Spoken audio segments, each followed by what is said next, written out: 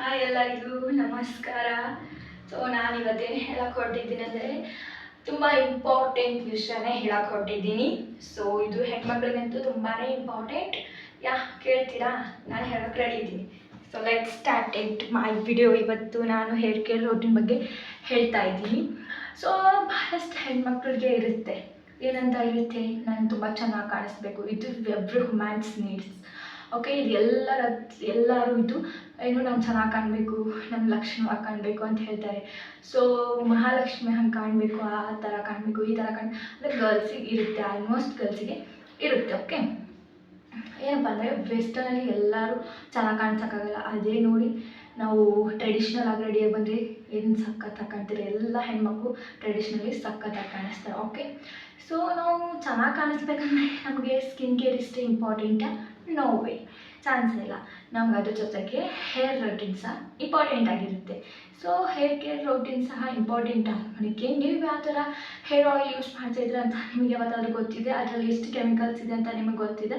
No, ನಿಮಗೆ ಗೊತ್ತಿರಲ್ಲ. So ನೀವು ಏನೋ ಒಂದು ಯೂಸ್ ಮಾಡ್ತಿರ್ತೀರ, ಬಟ್ ಅದರಿಂದ ಸೈಡ್ ಎಫೆಕ್ಟ್ಸ್ ಆಗ್ಬೋದು. ಪ್ಲಸ್ಸು ಅದರಿಂದನೇ ನಿಮಗೆ ಕೂದಲು ಜಾಸ್ತಿ ಲಾಸಸ್ ಆಗ್ತಿರ್ಬೋದು. ಸೊ ಇಷ್ಟೆಲ್ಲ ಇರುವಾಗ ನಾನು ಬೆಸ್ಟ್ ಹೇರ್ ಆಯಿಲ್ ತಂದಿದ್ದೀನಿ ನಿಮಗೋಸ್ಕರ. ಸೊ ನಾನು ಹೇರ್ ಕಾಣಿಸ್ತಿಲ್ಲ ನಿಮಗೆ. Actually I will reveal also my hairs. ಯಾಕೆ ಏನು ಹೇಳಬೇಕಂದ್ರೆ ನಾನು ಯೂಸ್ ಮಾಡ್ತಾ ಇರ್ತಕ್ಕಂಥ ಹೇರ್ ಆಯಿಲ್ ಬಗ್ಗೆ ನಿಮಗೆಲ್ಲ ಇವತ್ತು ರಿವೀಲ್ ಮಾಡ್ತಾ ಇದ್ದೀನಿ. ಏನಪ್ಪ ಅಂದರೆ ನಾನು ಹೇರ್ ಯಾವತ್ತು ಯೂಸ್ ಮಾಡ್ತೀನಿ ಅನ್ನೋಂಥ ಇಂಪಾರ್ಟೆಂಟ್. ನನ್ನ ಹೇರ್ಸ್ ಎಷ್ಟಿದ್ದಾವೆ ನೋಡ್ಕೊಂಡು ಬರ್ತೀರಾ? So I will show you my hairs also. Okay,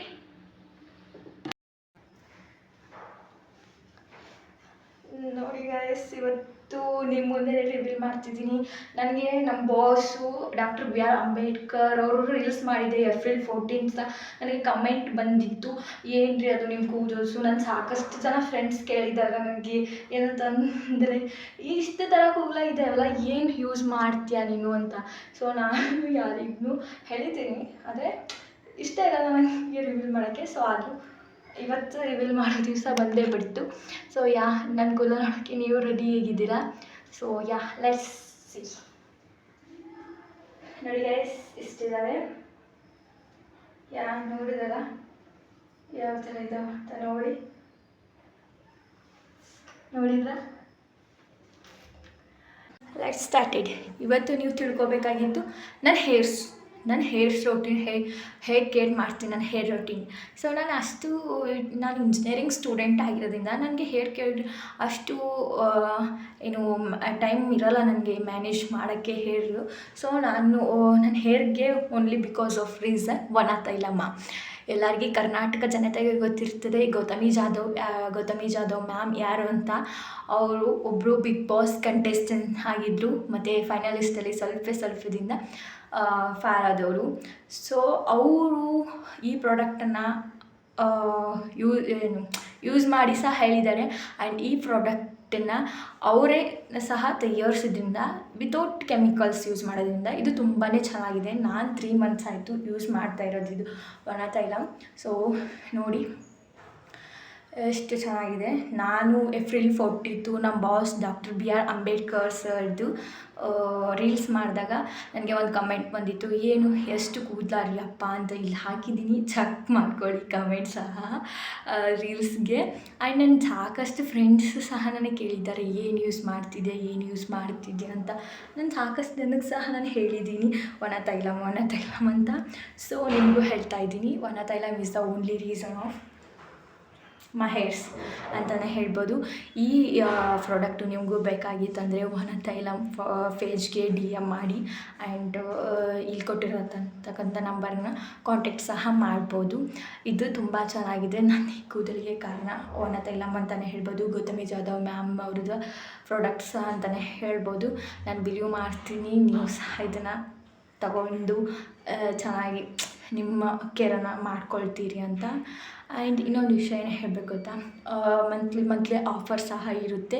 ಹಾಗೆ ಈ ಪೇಜನ್ನು ಫಾಲೋ ಮಾಡಿ ಚೆಕ್ ಮಾಡ್ತಾಯಿರಿ, ನಿಮಗೇನಾದರೂ ಆಫರ್ ಸಿಗ್ಬೋದು.